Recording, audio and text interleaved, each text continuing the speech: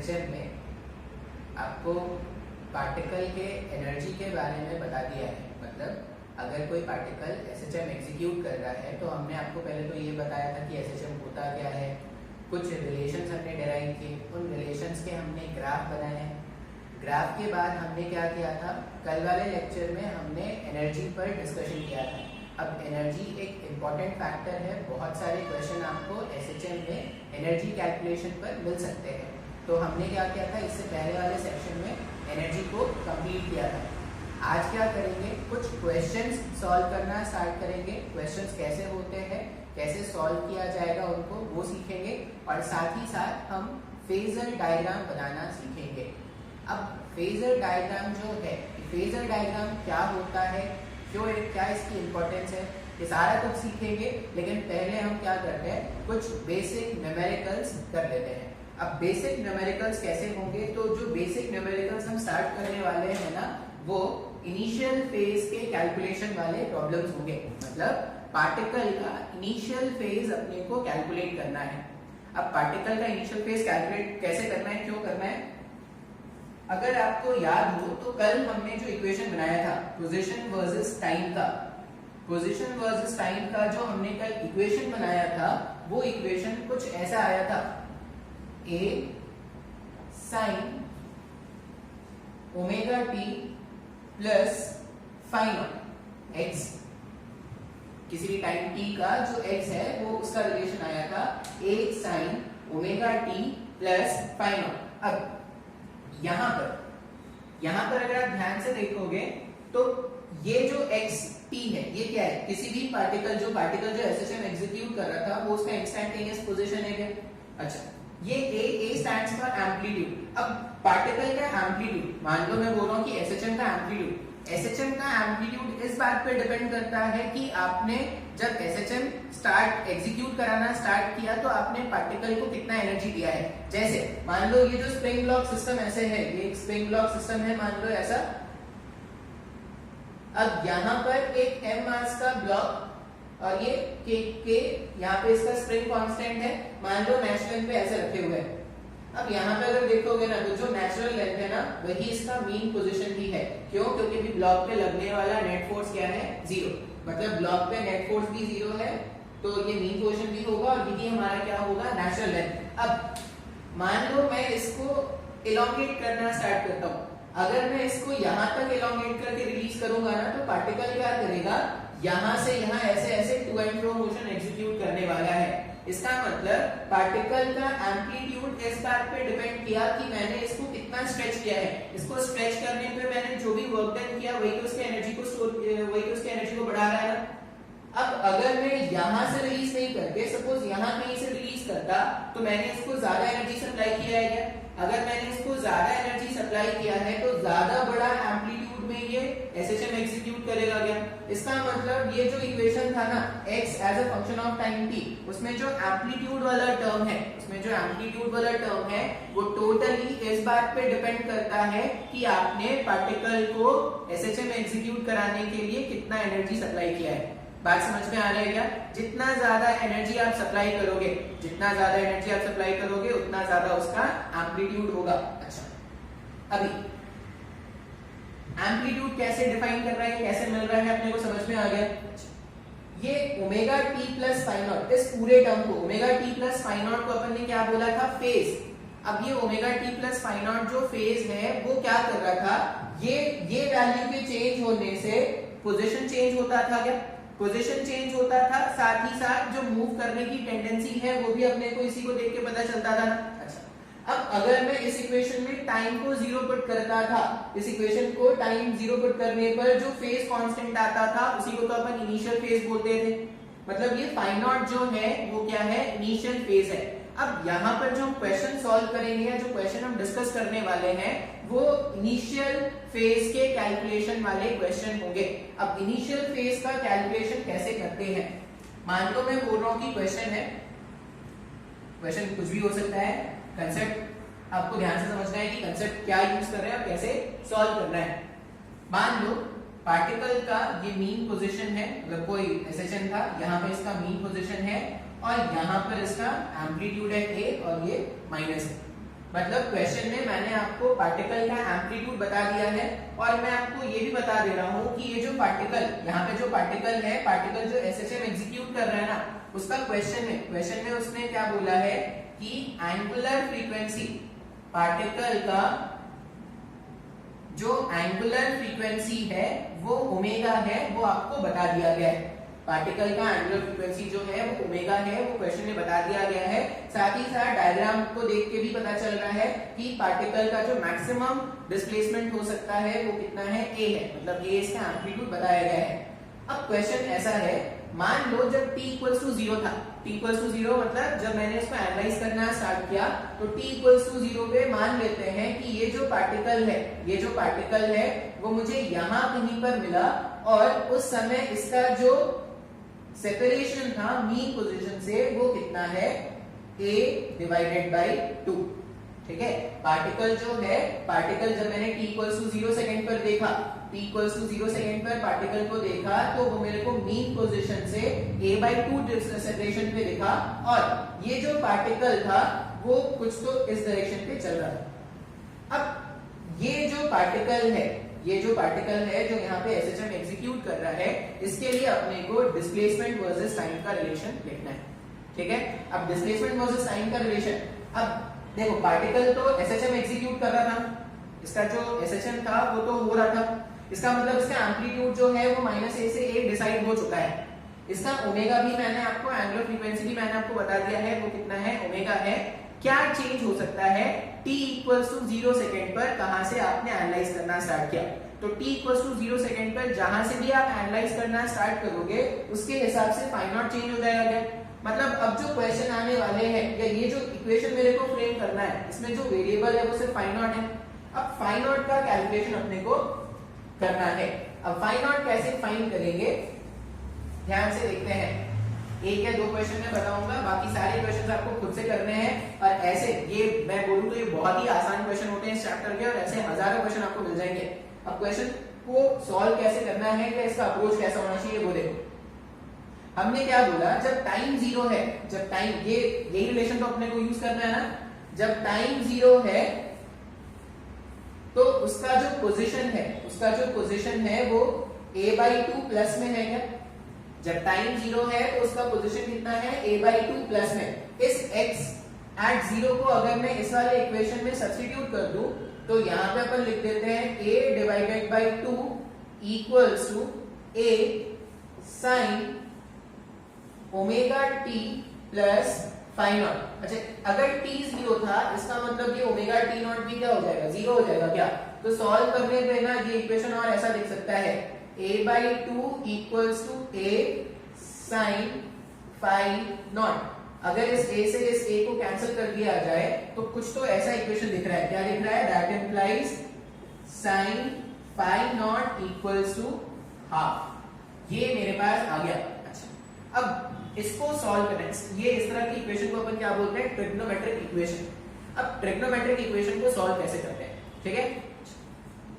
sin phi not, इसका value क्या आ रहा है, पॉजिटिव आ रहा है। ये ध्यान से देखना है, मेडिकल वाले स्टूडेंट्स को ध्यान से देखना है क्योंकि ये मैथ्स में आता नहीं उनके लिए। sin phi naught equals to half. sin का वैल्यू पॉजिटिव है क्या, अगर sin का वैल्यू पॉजिटिव है ना तो हमने ये पढ़ा है, हमने क्या पढ़ा है कि फर्स्ट क्वाड्रेंट और सेकंड क्वाड्रेंट में साइन के वैल्यूज क्या होते हैं, पॉजिटिव होते हैं। या ऐसा बोला जाए कि एंगल्स अगर 0 से पाई रेडियंस तक है, एंगल्स अगर 0 से पाई रेडियंस तक है तो साइन का वैल्यू पॉजिटिव होता है क्या। इसका मतलब अगर साइन का वैल्यू हाफ है, पॉजिटिव है, तो या तो आंसर इस क्वाड्रेंट का होगा या आंसर इस क्वाड्रेंट का होगा। अब अपने को आंसर फाइंड करना है यहाँ पे।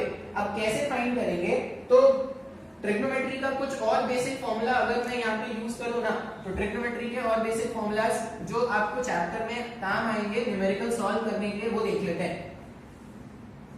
शायद आपको ये पता हो, साइन पाई माइनस थीटा, ये मैथ्स वाले स्टूडेंट के लिए नहीं है, ये मेडिकल वाले स्टूडेंट के लिए। साइन पाई माइनस थीटा जो है वो साइन थीटा के बराबर होता है क्या।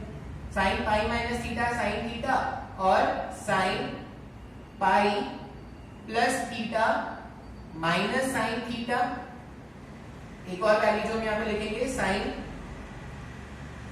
2 pi minus theta, sine 2 pi minus theta जो होगा वो भी क्या हो जाएगा साइन थीटा के बराबर। अब ध्यान से देखो ये कैसे लिखा मैंने, साइन पाई माइनस थीटा, पाई मतलब क्या था यहाँ कहीं पे थे क्या, पाई में मैंने क्या किया कुछ एंगल सब्ट्रैक्ट किया, पाई में अगर मैं कुछ एंगल सब्ट्रैक्ट कर रहा हूं इसका मतलब मैं सेकंड क्वाड्रेंट में हूं क्या।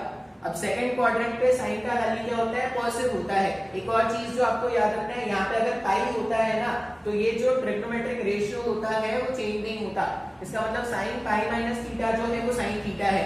मैथ्स वाले स्टूडेंट्स को ये आता है, मेडिकल वाले स्टूडेंट्स को अगर नहीं आता तो वो क्या कर लेंगे, इसको याद करके रख लेंगे, साइन पाई प्लस थीटा। अब अगर पाई में कुछ आप ऐड करोगे तो आप थर्ड क्वाड्रेंट पे आ गए क्या, थर्ड क्वाड्रेंट पे साइन क्या होता है नेगेटिव होता है, तो यहाँ पे अपन क्या लिखेंगे sine pi plus theta equals to minus of sine theta. उसी तरह 2 पाई में अगर मैं कुछ माइनस करूं, 2 पाई में अगर मैं कुछ माइनस करूं तो मैं फोर्थ क्वाड्रेंट में हूं, फोर्थ क्वाड्रेंट में भी साइन का वैल्यू जो होता है वो क्या होता है नेगेटिव होता है, मतलब साइन 2 पाई माइनस थीटा जो होगा वो माइनस साइन थीटा के बराबर होगा। अगर आप मैथ्स के स्टूडेंट हैं तो आपको ये आता होगा, अगर आप मेडिकल वाले हैं तो अभी के लिए आप क्या कर लो इसे याद रखो, ठीक है। अभी ये मैंने ऐसा क्यों बताया, मेरे पास क्या है साइन फाई नॉट का वैल्यू, साइन फाई नॉट का वैल्यू मेरे पास हाफ है, अगर साइन फाई नॉट का वैल्यू हाफ है इसका मतलब, अब बेसिक अगर तुमको ट्रिग्नोमेट्री याद होगा ना क्लास 10 वाला तो तुमने पढ़ा होगा कि साइन का वैल्यू हाफ, साइन का वैल्यू हाफ 30 डिग्री पे आता है, 30 डिग्री मतलब पाई बाई 6, मतलब जो साइन है साइन का वैल्यू हाफ कब आता था पाई बाई 6 आता है, पाई बाई 6 मतलब 30 डिग्रीज होता है। इसका मतलब अगर मेरे पास कुछ ऐसा लिखा है, अगर लिखा है कि साइन फाई नॉट जो है वो हाफ है, साइन फाई नॉट अगर हाफ है इसका मतलब जो मेरे पास एंगल्स होंगे, एक तो डायरेक्टली मेरे को एक तो फर्स्ट क्वाड्रेंट का एंगल लेना है, फर्स्ट क्वाड्रेंट मतलब 0 से 90 के बीच में, तो 0 से 90 के बीच में जो एंगल है वो पाई अपॉन 6 है क्या, 0 से 90 के बीच का जो एंगल था वो पाई अपॉन 6, पाई अपॉन 6 मतलब 180 अपॉन 6 30 डिग्री। सेकंड क्वाड्रेंट का एंगल वो कैसे फाइंड करेंगे, मैं क्या जानता हूं साइन में पाई माइनस थीटा वापस से साइन थीटा होता है क्या, अगर पाई माइनस थीटा वापस से साइन थीटा होता है तो सेकंड क्वाड्रेंट का जो एंगल होगा वो पाई माइनस पाई बाई 6 होगा क्या। अब यहाँ पे देखो पाई माइनस पाई बाई 6 वापस से साइन पाई बाई 6 बनता गया, अब sine pi by 6, sine pi by 6 तो हाफ ही होता है, इसका मतलब अगर sine pi naught equals to half लिखा है, इससे हम ये कंक्लूजन निकाल सकते हैं कि पाई नॉट जो होगा वो या तो पाई बाई 6 है या pi minus pi by 6, pi minus pi by 6 को मैं सॉल्व करके पाई बाई 6 भी लिख सकता हूं। अच्छा अब मैं इसके आगे भी सॉल्यूशंस हो सकते हैं, लेकिन अपन उसके आगे सॉल्यूशन नहीं देखेंगे क्योंकि हमारा जो आंसर होगा वो 0 से 2 पाई के रेंज में होगा। अगर उसके कुछ अलग रेंज में होगा तो उसके लिए मैं बता दूंगा क्या करना होता है। अभी आप बस इतना याद रखो कि आपको 0 से 2 पाई के रेंज में आंसर लेके आने हैं। मैंने बोला फाई नॉट अगर साइन फाई नॉट हाफ है इसका मतलब फाई नॉट पाई बाई 6 होता है, हो सकता है या पाई माइनस पाई बाई 6 हो सकता है। अब एक क्वेश्चन के अब अपन को फाई नॉट ही तो ढूंढना था, फाई नॉट ढूंढना था, लेकिन यहाँ पे मेरे पास दो वैल्यूज आ रहे हैं, एक तो पाई बाई 6 भी आ रहा है और पाई माइनस पाई बाई 6 मतलब 5 पाई बाई 6 भी आ रहा है। अब दो आंसर्स तो हो नहीं सकते, कोई एक आंसर होगा। अब कौन सा आंसर होगा ये देखने के लिए आप वो डायग्राम जो हमारे क्वेश्चन में था, डायग्राम ऐसा कुछ था क्या, मीन पोजीशन, एम्पलीट्यूड और ये माइनस एम्पलीट्यूड। पार्टिकल जो था वो a/2 मान पे था ना, मतलब पार्टिकल यहाँ कहीं पर था और पार्टिकल की मूव करने की टेंडेंसी इस तरफ थी क्या। अब डायग्राम देखना, मैंने जब क्वेश्चन आपको बताया था डायग्राम ऐसा ही दिया था, पार्टिकल की मूव करने की टेंडेंसी अगर इस तरफ है इसका मतलब पार्टिकल का जो फेज है वो 0 से पाई बाई 2 के बीच का होना चाहिए क्या, मतलब 0 से 90 के बीच का होना चाहिए ना, तो 0 से 90 के बीच का होना चाहिए 5 पाई बाई 6। अगर ये तुम देखोगे ना 5 पाई बाई 6, 5 into 30, 5 into 30 जो है वो तो 150 है, वो 0 से 90 के बीच में नहीं आता। अगर वो 0 से 90 के बीच में नहीं आता इसका मतलब जो अपना रिक्वायर्ड आंसर है वो पाई बाई 6 है क्या। सर ये मेरे को नहीं समझ में आया, सर नहीं समझ में आया तो एक बार रिवाइज करके दोबारा से देखना। हमने क्या बोला, साइन फाई नॉट का वैल्यू लिखा, फिर हमने देखा कि कौन कौन से एंगल्स हो सकते हैं अपने आंसर, तो मैंने देखा कि पाई बाई 6 हो सकता है और 5 पाई बाई 6 हो सकता है। अब इन दोनों में से अपने को आंसर सिलेक्ट करना है कि कौन सा अपना आंसर है, दो आंसर्स तो हो नहीं सकते, एक आंसर सेलेक्ट करना है, वो सेलेक्ट करेंगे पार्टिकल के चलने की टेंडेंसी को देखकर। अब मैंने आपको ना एक डायग्राम बताया था, डायग्राम क्या बताया था आपको ये याद रखना है कि यहाँ पर जब फेज है वो 0 था, यहां से यहां गए तो फेज π/2 से इंक्रीज हुआ, फिर यहाँ पे आए तो फेज पाई हो गया, फिर जब यहाँ पे आए तो 3π/2 हो गया, और जब वापस से जाते हैं तो फेज क्या होता है 2π हो जाता है। मतलब एक पूरे कंप्लीट ऑसिलेशन में फेज डिफरेंस कितना हो जाता है 2π का फेज डिफरेंस होता है। ये आपको मैंने डायग्राम बताया था ना। अब अगर पार्टिकल मीन पोजीशन से प्लस वाले एम्पलीट्यूड की तरफ जा रहा है, इसका मतलब उसका फेज जो होना चाहिए था वो 0 से π/2 के बीच में होना चाहिए था ना। 0 से π/2 मतलब 0 से 90 के बीच में होना चाहिए था।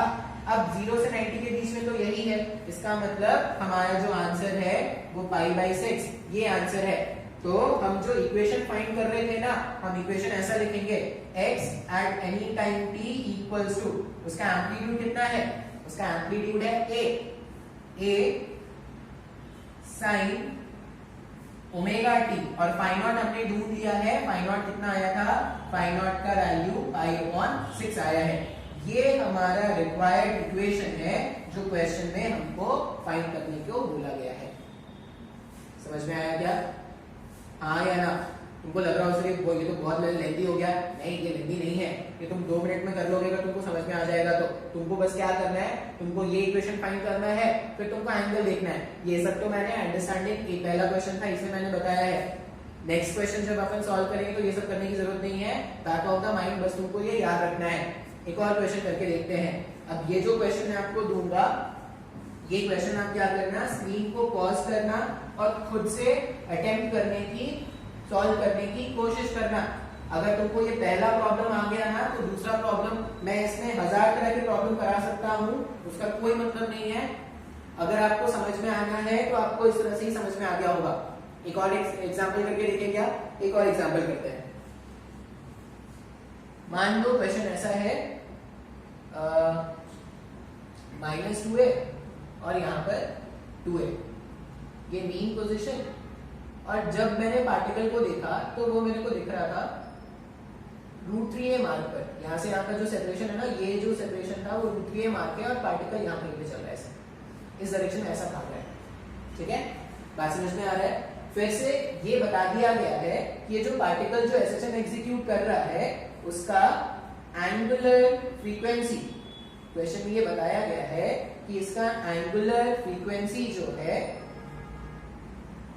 वो ओमेगा है। और डायग्राम देखोगे तो क्वेश्चन के हिसाब से पार्टिकल का जो एम्पलीट्यूड होगा, एम्पलीट्यूड यहाँ पे ट्वाइस ऑफ ए है क्या?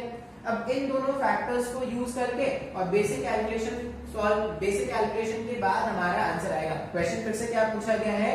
क्वेश्चन पूछा गया है फाइंड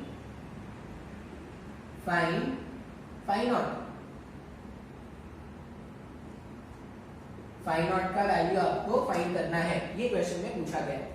स्क्रीन पॉज करना, 2 मिनट क्वेश्चन को ध्यान से देखना और सॉल्व करने की कोशिश करना। बहुत ही आसान क्वेश्चन है, जैसा अप्रोच मैंने पहले क्वेश्चन में अप्लाई किया था वैसा ही अप्रोच अप्लाई करना। थोड़ा बहुत ट्रिग्नोमेट्री का नॉलेज चाहिए, बस क्वेश्चन सॉल्व हो जाएगा। सॉल्व करें क्या? नहीं हुआ? नहीं हुआ किसी से? नहीं हुआ? पढ़ाई किया करो भाई, बहुत जरूरी है। नहीं पढ़ाई करोगे तो कुछ नहीं होगा। देखते हैं, सॉल्व करते हैं अभी। फिर से ये √3a जो है ना वो किस इंस्टेंट का है? t = 0। मतलब जब मैंने इसको एनालाइज करना स्टार्ट किया तो मेरे को पार्टिकल कहाँ पे दिखा? √3a सेपरेशन पे दिखा। ठीक है, अच्छा हम क्या जानते हैं, जो इक्वेशन मेरे को फाइंड करना है वो कुछ तो ऐसे ही दिखता है ना, x at any time t equals to, अच्छा यहाँ पे एम्पलीट्यूड के प्लेस में 2 टाइम्स ऑफ a लिखेंगे ना, क्योंकि एम्पलीट्यूड क्वेश्चन का 2a है, 2a sin omega t plus phi naught. ये इक्वेशन है ना, मुझे सब कुछ पता है, क्या नहीं पता तो फाई नॉट, और मुझे वही ढूंढना है। अब वो ढूंढने के लिए हम क्या करते हैं, x को देखते हैं टाइम 0 पर। x टाइम 0 पर कितना है? तो x जो है ये टाइम 0 पर कितना हो जाएगा? ये इस तरफ है तो ये माइनस हो जाएगा क्या? तो x का वैल्यू क्या है ना हमारे पास? x का वैल्यू है √3 इंटू ए, ये x का वैल्यू है क्या 0 पर, जब टाइम 0 है तो क्वेश्चन -√3 है, equals to 2a sin omega t plus phi naught, लिख सकते हैं ऐसा। अच्छा टाइम तो 0 है, टाइम 0 है मतलब ये पूरा टर्म क्या हो गया 0 हो गया। अगर ये पूरा टर्म 0 हो गया ना तो इसको अगर मैं सॉल्व करूंगा तो ऐसा कुछ होगा, that implies minus of √3a equals to 2a sin phi naught, a से a कैंसिल, तो sin फाई नॉट का वैल्यू जो बन रहा है वो हो रहा है minus of √3 divided by 2। Sir ये मेरे को कुछ भी नहीं समझ में आ रहा है सर, तो क्या चल रहा है नहीं पता चल रहा है। ध्यान से देखो, ये इस तरह के कैलकुलेशन आने पड़ेंगे, सीखने पड़ेंगे। अभी नहीं आएगा तो वेव्स में प्रॉब्लम होगा, वेव्स में नहीं आएगा तो डिफ्रैक्शन इंटरफेरेंस में प्रॉब्लम होगा। तो अभी सीखना है ये सब। ये ऐसा समझो कि ये 3-4 चैप्टर जो आगे पढ़ने वाले हैं ना एसएचएम उसका बेसिक है। sin phi naught equals to minus of √3 divided by 2, ऐसा कुछ हमारे पास आया है। इसको सॉल्व करते हैं। अब सॉल्व करेंगे, पहले इसको ध्यान से देखना। अब जब मैंने इसको ध्यान से देखा ना तो मैंने क्या देखा कि sin फाई नॉट जो है वो तो भाई नेगेटिव है। अब sin फाई नॉट का वैल्यू नेगेटिव है, जैसे मेरे को नेगेटिव दिखा ना तो मेरे को याद आया कि अरे सर ने तो ये बोला था कि अगर ये नेगेटिव हो रहा है इसका मतलब ये जो फाई नॉट होगा ना, ये जो फाई नॉट होगा वो या तो थर्ड क्वाड्रेंट का एंगल होगा या फोर्थ क्वाड्रेंट का एंगल होगा। जैसे ये मैं नेगेटिव देखूंगा, साइन का वैल्यू नेगेटिव कब होता है, या तो थर्ड क्वाड्रेंट में या फोर्थ क्वाड्रेंट में। मतलब जो मेरे को आंसर फाइंड करना है वो या तो थर्ड क्वाड्रेंट का है या फोर्थ क्वाड्रेंट का है। अब थर्ड क्वाड्रेंट का मतलब होता है कि पाई प्लस थीटा, और फोर्थ क्वाड्रेंट का मतलब होता है 2 पाई माइनस थीटा। ऐसे ही तो लिखना है ना। अभी देखते हैं, देखो साइन, अब ये माइनस को भूल जाओ, sine phi naught equals to √3/2। तुम याद करो साइन के टेबल से फाई नॉट का ऐसा क्या वैल्यू रखा जाए जिससे साइन फाई नॉट √3/2 आ जाए। 60 होता है क्या, साइन 60 होता है ना, साइन 60 का वैल्यू √3/2 होता है। अब साइन 60 का वैल्यू अगर √3/2 होता है, इसका मतलब जो थीटा मेरे को रखना है वो π/3 का ऑर्डर का रखना है क्या। तो जो भी मेरे रिक्वायर्ड एंगल्स होंगे ना, इसको देखने के बाद अपन क्या लिखेंगे, फाई नॉट जो होगा, फाई नॉट जो होगा एक तो मेरे को थर्ड क्वाड्रेंट का चाहिए। थर्ड क्वाड्रेंट मतलब पाई प्लस थीटा। इसको देखने से साफ साफ पता चल रहा है थीटा कितना होना चाहिए था हमारे पास, थीटा हमारे पास π/3 होना चाहिए था क्या। तो बस फाई नॉट के जो सॉल्यूशंस होंगे ना इसको देखने के बाद वो क्या होंगे, पहला आंसर हमारे पास होगा पाई प्लस π/3। सर ये मेरे को नहीं समझ में आया, पाई प्लस π/3 ये समझ में आ रहा है क्या, कैसे लिख रहे हैं। सिंपली हमने क्या किया, हमने ये प्लस माइनस छोड़ दिया, भाई देखना ही हमने नहीं स्टार्ट किया। हमने क्या बोला कि √3/2 है, √3/2 तो 60 डिग्री पे आता है और 60 डिग्री का वैल्यू तो π/3 होता है। मतलब अगर मेरे को साइन का वैल्यू नेगेटिव चाहिए तो मुझे क्या करना है, थर्ड क्वाड्रेंट पे जाना है। अब थर्ड क्वाड्रेंट का वैल्यू ढूंढने के लिए मेरे को पाई प्लस थीटा करना पड़ेगा। तो पाई प्लस थीटा मतलब पाई प्लस π/3। पहला आंसर ये होगा और दूसरा आंसर क्या होगा, 2 पाई माइनस थीटा करना है क्या, तो 2 पाई माइनस π/3। जब आप इसको सॉल्व करोगे ना तो फाई नॉट पे आपके पास देखो दो वैल्यूज क्या आ रहे हैं, यहाँ पे हो जाएगा 4 π/3 6 पाई माइनस पाई, ये हो जाएगा 5 π/3। फिर से दो आंसर्स आ गए। अब कैसे डिसाइड करेंगे कौन सा अपना आंसर होगा, तो कौन सा अपना आंसर होगा वो चेक करने के लिए हम क्या करेंगे, फिर से क्वेश्चन वाले डायग्राम को देख लेते हैं। क्वेश्चन वाले डायग्राम पे ये मीन पोजीशन था, ये -2a का एम्पलीट्यूड था, पार्टिकल जो है वो √3a वाले मार्क पर है माइनस के साथ, और पार्टिकल जो था वो किधर जा रहा था, पार्टिकल यहाँ कहीं पे मूव कर रहा था क्या। अगर पार्टिकल यहाँ कहीं पे मूव कर रहा था इसका मतलब मीन पोजीशन से एक्सट्रीम पॉइंट की तरफ जा रहे हैं क्या। अगर मीन पोजीशन से एक्सट्रीम पॉइंट की तरफ जा रहे हैं, ये वाले मीन पोजीशन पे फेस कितना था, पाई आएगा क्या। जब मीन पोजीशन से इधर क्रॉस करते थे तो फेस पाई होता था, और जब यहाँ पे आते थे तो फेस कितना होता था, 3 π/2। मतलब मीन पोजीशन से जब नेगेटिव वाले एक्सट्रीम की तरफ जाते हैं तो फेस जो है वो 180 से 270 के बीच में होता है। मतलब मेरा आंसर 180 से 270 के बीच में होना चाहिए अगर पार्टिकल की चलने की टेंडेंसी इधर है।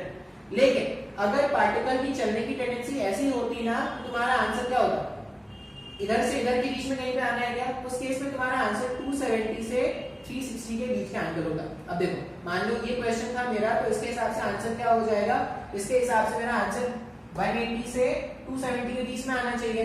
अब पाई बाय 3 कितना है, ये पाई बाय 3 तो था 60 into 4 240, तो अगर ये डायग्राम है तो इसका आंसर ये होता है। समझ में आ रहा है क्या? लेकिन अगर ये एरो ऐसा होता तो पाई बाय 3 60 into 5 300, तो ये 270 से 360 के बीच में आंसर होता है। बात समझ में आ रहा है? उस हिसाब से फाई नॉट का वैल्यू क्वेश्चन में जो होना चाहिए था वो होना चाहिए 4 पाई बाय 3 का। अब ये 4 पाई बाय 3 अगर हमारा आंसर है तो हम जो इक्वेशन लिखेंगे वो कुछ ऐसा लिखेंगे, x at any time t is 2a sin omega t और फाई नॉट के प्लेस में 4 पाई अपॉन 3। बात समझ में आया है? आसान है क्या? ये टाइप 1 प्रॉब्लम है। टाइप 1 प्रॉब्लम में क्या करना है अपने को पार्टिकल का इनिशियल फेज फाइंड करना है। इनिशियल फेज फाइंड करने के लिए अच्छा अब क्वेश्चन कुछ भी हो सकता है। मान लो यहाँ से रिलीज करके अगर मैं यहाँ से रिलीज करता मैं बोल रहा हूँ कि पार्टिकल जो है वो इस वाले पॉइंट पर इधर नहीं जा रहा है, तो पार्टिकल अगर इस वाले पॉइंट पर होता तो यहाँ पे क्या करते हैं, x की प्लेस में आप a पुट कर देते, सॉरी 2a पुट कर देते, x की प्लेस में 2a पुट करते, सॉल्व करने के बाद अपना आंसर आ जाता है। जैसे ये x at any time t, यहाँ पे क्या करते हैं, जो माइनस रूट ने पुट किया है वहां पे 2a पुट कर देते, 2a से 2a कैंसिल होता, फिर से इक्वेशन बनता, सॉल्व करते आंसर आता। समझ में आया है क्या? अच्छा इसके एप्लीकेशन देखते हैं, मतलब इसी में कुछ अच्छे क्वेश्चंस भी होते हैं। ये तो बहुत ही बेसिक क्वेश्चन था, कुछ अच्छे क्वेश्चंस जो होंगे वो देखो कैसे होंगे। अब अच्छे क्वेश्चंस में क्या करना है, बस ऐसा कोई तूफान नहीं करने वाले, बस इसको थोड़ा सा लेवल में इंक्रीज करेंगे। ऐसा समझ लो टाइप 2 प्रॉब्लम सॉल्व करने वाले हैं। अब टाइप 2 प्रॉब्लम कैसा होता है, टाइप 2 प्रॉब्लम बहुत सारे आपको मिलेंगे। आप अपने प्रैक्टिस शीट में देखना, भर के क्वेश्चंस है, बुक्स में देखना, बुक्स में भी बहुत सारे क्वेश्चन है। मैंने आपको प्रैक्टिस, आपका जो मॉड्यूल था, मॉड्यूल में आपको मैंने क्वेश्चन मार्क करा दिया है, उनको सॉल्व करो। फिजिक्स थ्योरी वाला सब्जेक्ट तो है नहीं कि थ्योरी पढ़ लेंगे काम हो जाएगा। जब तक आप प्रॉब्लम्स खुद से नहीं सॉल्व करोगे, कुछ नहीं सीखने वाले, सब बेकार हो जाएगा। आज जो पढ़ा है 2 दिन के बाद भूल जाओगे अगर आपने क्वेश्चन सॉल्व नहीं किए हैं तो। अगर आपको ये लंबे टाइम तक याद रखना है तो क्वेश्चन सॉल्व करना पड़ेगा। जितने क्वेश्चन सॉल्व कर सकते हो आप, जितने क्वेश्चन सॉल्व कर सकते हो उतना करना चाहिए। क्वेश्चन मान लो ऐसा है, क्वेश्चन क्या है, वापस से ये मीन पोजीशन, ये एम्पलीट्यूड और ये माइनस एम्पलीट्यूड। मान लो मैंने बोला कि t इक्वल्स टू 0 पर जब मैंने पार्टिकल को देखा तो पार्टिकल मुझे कहां पे मिला है, a/2 मार्क पर मिला है। ठीक है, t इक्वल्स टू 0 पर जब मैंने पार्टिकल को देखा तो मेरे को कहां लिखा, a/2 मार्क पर मिला है। अब ऐसा एक डायग्राम दे रखा है या आपको क्वेश्चन में दे रखा होगा ऐसा कुछ, और ऐसा बोल रहे हैं कि ये जो पार्टिकल SHM एग्जीक्यूट कर रहा है ना, क्वेश्चन में ऐसा गिवन है कि पार्टिकल जो SHM एग्जीक्यूट कर रहा है उसका टाइम पीरियड है कैपिटल T। ये क्वेश्चन में बताया गया है। अब आपसे ये पूछा गया है, क्वेश्चन क्या पूछ रहा है, फाइंड द टाइम, क्वेश्चन ये पूछ रहे हैं find the time after which the particle will cross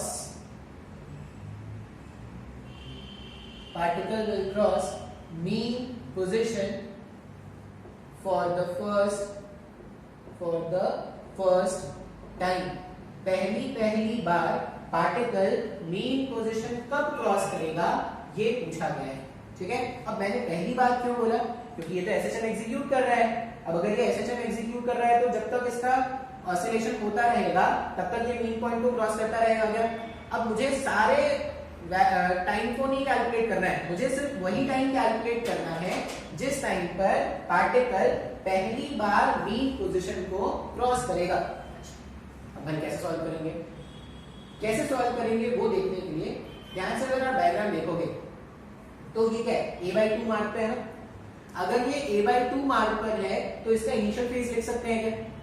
और जब ये यहां से ये अगर इस पॉइंट पर है, अच्छा t = 0 पे ऐसा है, और ऐसा भी आपको पता है कि इसकी चलने की टेंडेंसी ना ऐसा है। क्वेश्चन में ये बताया है कि जो पार्टिकल था वो इस डायरेक्शन में कहीं पर तो चल रहा था। अब अगर ये ऐसा चल रहा है, कितने टाइम बाद क्रॉस करेगा? तो देखो उसको करना क्या है, ये पार्टिकल पहले इस वाले एक्सट्रीम तक जाएगा ना, वापस से घूम के यहाँ पे आएगा, फिर जाके क्या करेगा, मेन पॉइंट को क्रॉस करेगा। मतलब कितने टाइम पे पार्टिकल मूव करता हो यहां से यहां आ जाएगा, यही तो कैलकुलेट करना है। ठीक है, अब देखो कैसे कैलकुलेट करते हैं। ऐसे क्वेश्चन को सॉल्व करने के लिए हम क्या करेंगे, फेज का हेल्प लेने वाले हैं। अगर ये a/2 पर है, अगर ये a/2 पर है तो मैं ऐसा लिख सकता हूं क्या, ध्यान से देखना, x at t = 0, x at t = 0 कितना है, a/2 है। x at अगर t = 0 पर a/2 है, इसका मतलब a/2 को अपन क्या लिख सकते हैं, ये जो a/2 था उस a/2 को अपन ऐसा भी लिख सकते हैं ना, a sin omega t plus phi naught. Sir अभी तो हमने ऐसा लिखना सीखा था ना। अब ये a से a अगर आप गायब कर दोगे और ये ओमेगा t टाइम 0 तो गायब कर देंगे अगर, तो वापस से मेरे पास क्या आ रहा है, साइन फाइ नॉट, वापस से साइन फाइ नॉट हाफ आ गया। साइन फाइ नॉट हाफ है, पार्टिकल यहाँ कहीं पे चलने की टेंडेंसी रखता है। अगर पार्टिकल यहाँ कहीं पे चलने की टेंडेंसी रखता है तो इसका जो आंसर होगा फाइ नॉट का वैल्यू कितना हो जाएगा, साइन 30 मतलब π/6। मैंने अभी एक्सप्लेन किया था कैसे फाइंड करते हैं। मतलब जब पार्टिकल t = 0 पर है तो उसका फेज कितना है, π/6। अच्छा, ये पार्टिकल जब यहां से चल के घूमकर यहां आ जाएगा, तभी तो ये मेन पॉइंट को क्रॉस करने वाला है ना। जैसे ही पार्टिकल यहां पे आकर यहां जाने की टेंडेंसी रखता है, उस टाइम पर उसका फेज बढ़कर पाई हो जाता है क्या। एक डायग्राम मैंने आपको बताया था, वो डायग्राम आपको याद रखना है। यहाँ पर फेज कितना था, π/6, यहाँ पर फेज कितना हो गया, पाई। इसका मतलब अगर आप पाई के टर्म्स में सोचोगे तो क्वेश्चन तुमसे ये पूछ रहा है कि कितने टाइम के बाद पार्टिकल का फेज π/6 से पाई हो जाएगा, वो टाइम कैलकुलेट करो। यही पूछा गया है, कितने टाइम के बाद पार्टिकल का फेज π/6 से बढ़ता हुआ पाई हो जाएगा, यही तो मेरे को कैलकुलेट करना है। अच्छा, तो मैंने क्या बोला, अच्छा भाई ऐसा है, मेरे को फेज को क्या कराना है, जो फेज था उसको π/6 से पाई कराना है। तो अगर मैं लिखूं डेल्टा फाइ मतलब चेंज इन फेज, जो चेंज इन फेज मेरे को चाहिए, फाइनली मेरे को फेज पाई लाना था, इनिशियली फेज कितना है, π/6, पाई माइनस π/6। जब आप पाई माइनस π/6 सॉल्व करोगे तो डेल्टा फाइ का वैल्यू 5π/6 हुआ। मतलब फेज में चेंज मुझे कितना लाना है, 5π/6 का फेज चेंज मेरे को कराना है। उसमें जो टाइम लगेगा वही तो अपना आंसर है ना। अब आप ये इक्वेशन देखो, जो हमने इक्वेशन लिखा है a/2, यहाँ पे जनरल जो इक्वेशन होता है x = x sin omega t plus phi naught. ये तो t = 0 का फेज है, ये चेंज हो रहा है क्या, नहीं, ये तो कांस्टेंट है। इस पूरे फेज को चेंज कौन करता है, ये ओमेगा * t का जो फैक्टर है वही तो फेज चेंज कर रहा है ना। ये चेंज हो रहा है, ये फेज चेंज हो रहा है। इसका मतलब जो भी फेज में चेंज आना है वो इस फैक्टर के कारण आना है क्या। तो जो डेल्टा फाइ है, जो फेज में चेंज आना है वो ओमेगा * t के इक्वल होना चाहिए क्या। सर ये नहीं समझ में आया, ध्यान से देखो इस डायग्राम को। ये मेरे पास जो था वो मेरा पार्टिकल का फेज है, उसमें ये वाला टर्म होता था इनिशियल फेज तो कांस्टेंट है। तो फेज को चेंज कौन करा रहा है, ओमेगा * t का वैल्यू जो है वही तो चेंज कराएगा ना। समय चेंज होगा तो ओमेगा * t का जो प्रोडक्ट होगा वो चेंज होगा, वो चेंज होने से ये पूरा सम चेंज हो जाएगा, ये पूरा चेंज हो गया तो फेज चेंज हो गया, तो उसका पोजीशन चेंज हो जाएगा।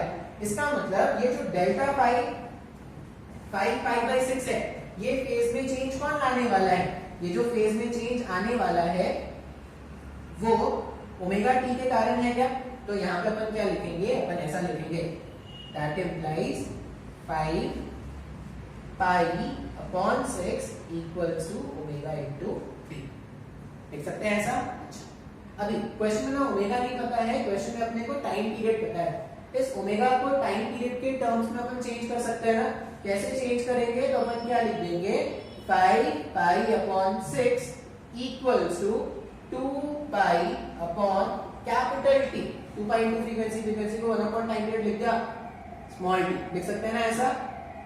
ये पाई से ये पाई कैंसिल आउट हो जाएगा, ये टी को अगर इधर भेज दिया और 2 को इधर भेज दे तो जो टाइम रिक्वायर्ड है, जो टाइम रिक्वायर्ड है वो कितना हो जाएगा, ये टी को अपने को इधर भेज, टी के टर्म्स में आंसर चाहिए था, तो 5 कैपिटल टी अपॉन 12। ये वो टाइम है जिसमें पार्टिकल क्या करेगा, पहली बार मीन पोजीशन को क्रॉस करेगा। सर ये नहीं समझ में आया, सर नहीं समझ में आया है, फिर से वीडियो को देखेंगे, बार बार देखेंगे जब तक नहीं समझ में आए। ऐसे क्वेश्चन, इसका एक शॉर्ट ट्रिक होगा, फेजर डायग्राम से भी अपन सॉल्व करना सीखेंगे, लेकिन ये बेसिक मेथड है, ये भी आना चाहिए, ठीक है। अच्छा, अब इसमें क्वेश्चन के वैरायटीज सोचो क्या हो सकते हैं।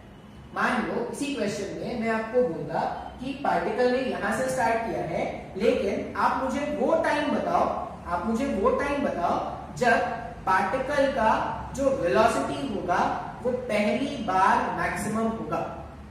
पार्टिकल का वेलोसिटी पहली बार मैक्सिमम होगा, वो टाइम मेरे को बताओ यहां से लेकर। अब पार्टिकल का वेलोसिटी अगर एसएचएम में बात करें तो मैक्सिमम मीन पोजीशन तो होता है क्या, तो ये इसी क्वेश्चन को पूछने का दूसरा तरीका होता है क्या, मुझे वो टाइम बताओ जब पार्टिकल का वेलोसिटी क्या है, मैक्सिमम हो गया। पार्टिकल का वेलोसिटी मैक्सिमम हो गया, इसका मतलब क्या है, मुझे यहां से यहां तक का टाइम पूछा गया है। क्वेश्चन मान लो और क्या पूछ सकते थे, और क्या क्वेश्चन हो सकता है, देखो क्वेश्चन ऐसा पूछते हैं, फाइंड द टाइम, इसी डायग्राम पर find the time after which the acceleration becomes maximum for the first time. पहली बार एक्सेलरेशन मैक्सिमम कब होगा ये बताना है।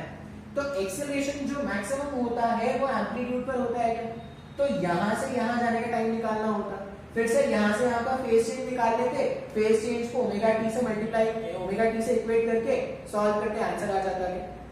बात समझ में आ रहा है क्या। अच्छा, मान लो ये अभी क्या है, a/2 से यहां जा रहा है, मैं बोलता कि भाई कितने टाइम के बाद a/2 से इधर जाना स्टार्ट कर दे।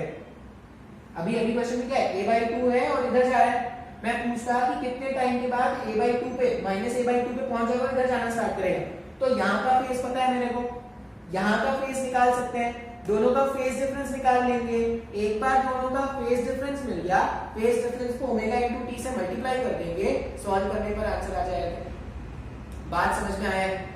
अब ये सिंपल कैलकुलेशंस यूज करके हमने क्या किया, एसएचएम के कुछ बेसिक क्वेश्चंस आपको बताए हैं। अभी यहां पर इसी तरह के क्वेश्चंस को सॉल्व करने का एक आसान तरीका भी है। तरीका आसान है तब जब ये कंसेप्ट समझ में आ जाएगा तब। अब वो कंसेप्ट क्या है, वो कंसेप्ट होता है फेजर डायग्राम। फेजर डायग्राम मतलब अब जो नेक्स्ट टॉपिक हम सीखेंगे वो क्या होगा, फेजर डायग्राम। अभी के लिए क्या करते हैं, इसको नोट डाउन कर लेते हैं और इस पे बेस्ड जो क्वेश्चंस हैं वो सॉल्व करेंगे। क्वेश्चंस आपको मार्क करा दिए गए हैं। अभी कुछ देर में अपन फेजर डायग्राम स्टार्ट करते हैं।